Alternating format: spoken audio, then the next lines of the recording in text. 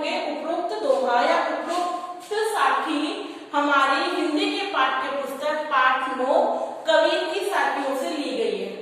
ठीक है, उपरोक्त साखी, दोहा नहीं बोलेंगे इसको, क्या बोलेंगे? साखी। उपरोक्त साखी हमारी हिंदी की पाठ्य पुस्तक पाठ 9 कबीर की साखियों से ली गई है। इसमें बताया गया है कि हमें ज्ञान पर महत्व देना चाहिए, हमें ज्ञान अर्जित करना चाहिए, फालतू की चीजों पे बहस नहीं करनी चाहिए। ठीक है, हमें ज्ञान पर ज्यादा ध्यान देना चाहिए, फालतू चीजों पर ध्यान नहीं देना चाहिए। क्लियर? अब देखो व्याख्या में, जाति न पूछो साधु की, कवि कह रहा है कबीरदास जी कि साधु की जाति मत पूछिए, जाति न पूछो साधु की, साधु की जाति मत पूछिए, पूछ लीजिए ज्ञान। अगर आपको पूछना ही है तो उनके अंदर जो ज्ञान है वो पूछिए। कबीरदास जी कह रहे हैं कि हमें साधु की जाति नहीं पूछनी चाहिए, बल्कि उनके अंदर जो ज्ञान है वो हमें पूछना चाहिए। मोल करो तलवार का, पड़ा रहने दो मयान। अगर आपको मूल्य लगाना ही है, मोल यानी मूल्य लगाना, अगर आपको मूल्य लगाना ही है तो तलवार का लगाओ, मयान तो पड़ी रहने दो। क्योंकि मयान तो क्या काम आती है? तलवार रखने का। आप देखते हो ना कि बहुत सुंदर सुंदर मयानें होती है, बहुत अच्छे अच्छे डिजाइन की होती है। तो कबीरदास जी कहते हैं मयान क्या काम आती है? मयान की तुम मोल लगा रहे हो, ये तो खाली तलवार रखने के काम आती है। अगर आपको मूल्य लगाना ही है तो तलवार पर लगाइए। आगे पहला आपको समझ में, दोबारा देखो, जाति न पूछो साधु की, पूछ लीजिए ज्ञान। कबीरदास जी कहते हैं हमें किसी भी साधु की जाति नहीं पूछनी चाहिए, अगर हमें पूछना ही है तो उनके ज्ञान के बारे में पूछना चाहिए। मोल करो तलवार का, पड़ा रहने दो मयान। अगर हमें मूल्य लगाना ही है, अगर हमें मोल करना ही है तो हमें तलवार का मोल करना चाहिए, क्योंकि वो काम की चीज है। मयान पर ध्यान नहीं देना चाहिए, क्योंकि मयान तो तलवार रखने के काम आती है। क्लियर हो गया? आप क्या लिखेंगे? उपरोक्त साखी हमारे हिंदी की पाठ्य पुस्तक पाठ 9 कबीर की साखियों से ली गई है, जिसके लेखक कबीरदास जी हैं, और इसमें बताया गया है कि हमें ज्ञान पर ध्यान देना चाहिए, फालतू की चीजों पर नहीं। व्याख्या में लिखोगे, कबीरदास जी कहते हैं हमें किसी भी साधु की जाति नहीं पूछनी चाहिए, अगर पूछना ही है तो उनके ज्ञान के बारे में पूछना चाहिए। ठीक है, अगर हमें मूल्य लगाना है तो हमें तलवार का लगाना चाहिए, मयान का नहीं, क्योंकि मयान तो केवल तलवार रखने के काम आती है। पहली साखी सबको समझ में आ गई। अब सेकंड देखो, आवत किसमें देखो, क्या इसमें प्रसंग देखो, सब में अलग अलग लिखने हैं। अब इसमें प्रसंग क्या लिखोगे? बाकी चीजें तो वही लिखोगे कि उपरोक्त साखी हमारी हिंदी की पाठ्य पुस्तक पाठ 9 कबीर की साखियों से ली गई है, जिसके लेखक कबीरदास जी है। इसमें कहा गया है कि हमें बुराई का जवाब बुराई से नहीं देना चाहिए, बुराई का जवाब बुराई से नहीं देना चाहिए। मतलब अगर कोई हमें गाली दे रहा है तो हमें उसे पलटकर गाली नहीं देनी चाहिए। ठीक है, बुराई का जवाब बुराई से नहीं देना चाहिए। देखिए, आवत गाली एक है, यानी आती हुई गाली एक होती है। अगर हमारा किसी से झगड़ा हो जाए तो सामने वाला एक गाली बोलता है ना, उल्टा कोई अनेक। लेकिन अगर हम उसको रिप्लाई कर दे, जवाब दे दे, तो वो अनेक हो जाती है। समझ लो मेरी बात को।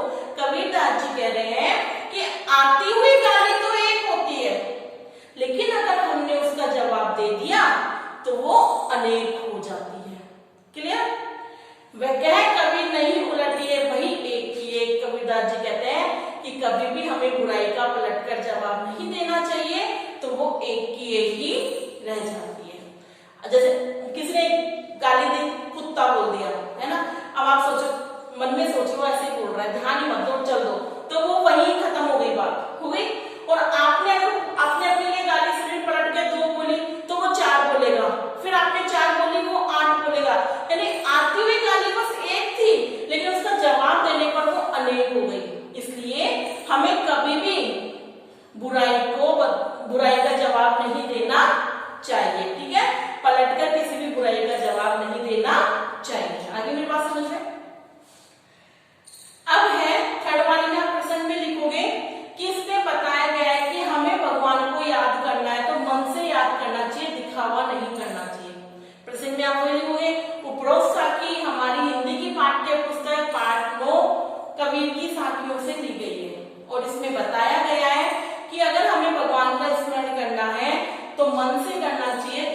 के लिए नहीं करना चाहिए। देखो माला तो कर में फिरे, माला माला होती है ना भगवान जी की राम राम राम राम करने वाली, बिल्कुल।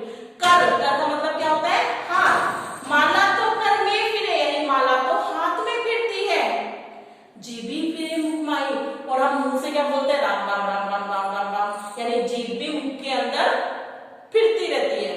मनुआ तो दऊ दिसे, यह तो सुमरत नहीं, लेकिन जो हमारा मन है वो तो दसों दिशाओं में घूम रहा है, तो ये तो भगवान को याद करना नहीं होता। कई लोग होते हैं ना माला फिरते राम राम राम राम राम, एक क्या कर रहा है? राम राम राम, एक क्या कर रहा है? मतलब उनका जो मन है वो भगवान में नहीं लग रहा, उनका मन इधर उधर की बातों में लग रहा है, इधर उधर जो कर रहे हैं लोग उसमें लग रहा है। तो कबीरदास जी कहते हैं कि हाथ में माला फिरती है, मुंह में राम नाम का जाप होता है, लेकिन जो आपका मन है वो दसों दिशाओं में फिरता है, तो यह तो आपका स्मरण नहीं है। अगर आपको ईश्वर को याद करना है तो एकांत में याद करना चाहिए, मन लगाकर याद करना चाहिए, दिखावा नहीं करना चाहिए। आगे समझ में देखो दोबारा, माला तो कर में फिरे, जीभी फिरे मुख माही, मनुआ तो दऊ दिसे फिरे, यह तो समरण नहीं। कबीरदास जी कहते हैं कि लोग दिखावा करने के लिए हाथ में माला फेरते हैं, मुंह में राम नाम का जाप करते हैं, लेकिन जो उनका मन है वो दसों दिशाओं में घूमता रहता है। तो ये कबीरदास जी कहते हैं ये भगवान का स्मरण करना नहीं है, बल्कि दिखावा करना है। अगर आपको सच में भगवान को स्मरण करना है तो एकांत में बैठ के पूरे मन के साथ आपको भगवान का स्मरण करना चाहिए। क्लियर? अब उसके बाद जो फोर्थ वाला आपको साखी है उसमें बताया गया है कि हमें कभी भी किसी को छोटा समझकर उसका अपमान नहीं करना चाहिए, कभी भी किसी को छोटा समझकर उसका अपमान नहीं करना चाहिए। तो प्रसंग में आप लिख दोगे, उपरोक्त साखी हमारी हिंदी की पाठ्य पुस्तक पाठ 9 कबीर की साखियों से ली गई है। इसमें बताया गया है कि हमें किसी को छोटा समझकर उसका अपमान नहीं करना चाहिए। देखिए, कबीर घास ने नींद दिए जो पाऊ तली होए, कबीरदास जी कहते हैं उस घास की भी निंदा मत करो जो पैरों के नीचे दबती है, यानी उस घास की भी निंदा मत करो जो रोज हमारे पैरों के नीचे दबती है या आती है। उड़ी पड़े जब आंख में खरी दुहेली होए, क्योंकि जब वही घास का तिनका उड़कर हमारी आंख में आता है तो हमें बहुत ज्यादा पीड़ा होती है। आई बात समझ में? कबीरदास जी कहते हैं हमें उस तिनके की भी निंदा नहीं करनी चाहिए जो हमारे पैरों के नीचे रोज आता है, क्योंकि जब वही तिनका उड़कर हमारी आंख में गिरता है तो हमें बहुत पीड़ा पहुंचाता है। मानते हो ना, कभी आप जा रहे हो, हम मिट्टी पे पैर रख के जाते हैं, कभी अचानक हवा चलती है, मिट्टी उड़ के हमारी आंख में जाती है तो एकदम से भी दर्द होता है, हम वहीं रुक जाते हैं, ठीक है ना? तो इसलिए समय सबका आता है, तो हमें किसी भी चीज को छोटा समझकर उसका अपमान नहीं करना चाहिए। आगे मेरी बात समझ में? कबीरदास जी कहते हैं हमें किसी भी चीज को या किसी को भी छोटा समझकर उसका अपमान नहीं करना चाहिए। कहते हैं कबीरदास जी कहते हैं हमें घास के तिनके की भी निंदा नहीं करनी चाहिए जो हमारे पैरों के नीचे दबा आता है, रोज दबता है, जिसपे हम पैर रखकर चलते हैं। उड़ी पड़े जब आंख में, जब वही तिनका उड़कर हमारी आंख में आता है तो हमें बहुत तकलीफ होती है, बहुत दुख होता है। क्लियर? लास्ट है, लास्ट में बताया गया है कि इस संसार में हमारा कोई दुश्मन नहीं है, लेकिन अगर हम सबके लिए दया रखेंगे तो सब अपने रहेंगे, हमें किसी के साथ गलत व्यवहार नहीं करना चाहिए। इस दोहे में बताया गया था, आप लिखेंगे उपरोक्त साखी हमारी हिंदी की पाठ्य पुस्तक से ली गई है, पाठ 9 कबीर की साखियों से ली गई है। इसके लेखक कबीरदास जी हैं और इस दोहे के माध्यम से, इस साखी के माध्यम से बताया गया है कि हमें कभी भी किसी के साथ बुरा व्यवहार नहीं करना चाहिए। देखिए, जग में बैरी कोई नहीं, जग यानी संसार, बैरी यानी दुश्मन, इस संसार में हमारा कोई भी दुश्मन नहीं है।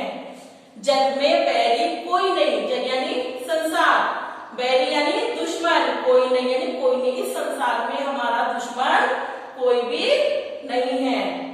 जो मन शीतल होए, अगर हमारा मन शीतल है तो इस संसार में हमारा कोई भी दुश्मन नहीं है। पहले समझ में आ गई? अगर हमारा मन शीतल है तो इस संसार में हमारा कोई भी दुश्मन नहीं है। या आपा को डारी दे दया करे सब कोई। हमें अपने आपा यानी होता है घमंड, हमें अपने घमंड को छोड़ देना चाहिए और सबसे दया का व्यवहार रखना चाहिए, सब पर दया करनी चाहिए। ठीक है, तो हमारे संसार में कोई भी दुश्मन नहीं होगा। देख लो दोबारा, जग में पहली कोई नहीं, कबीरदास जी कहते हैं इस संसार में मेरा कोई भी दुश्मन नहीं। अगर मेरा मन शीतल है, अगर आपका मन शीतल है तो इस संसार में आपका कोई भी दुश्मन नहीं है। या आप आपको डाल दिया तो आप अपने घमंड को खत्म कर दो और सबके साथ दया का व्यवहार करो, तो संपूर्ण संसार आपका मित्र है। तो बच्चों मैंने कबीर की संख्या कराई 1 2 3 4 5, 5 दो है, 5 समझ में आ गए आपको। तो इन पांचों की सह व्याख्या करनी है आपको अलग अलग। ठीक है, पांचों की आपको सह व्याख्या करनी है।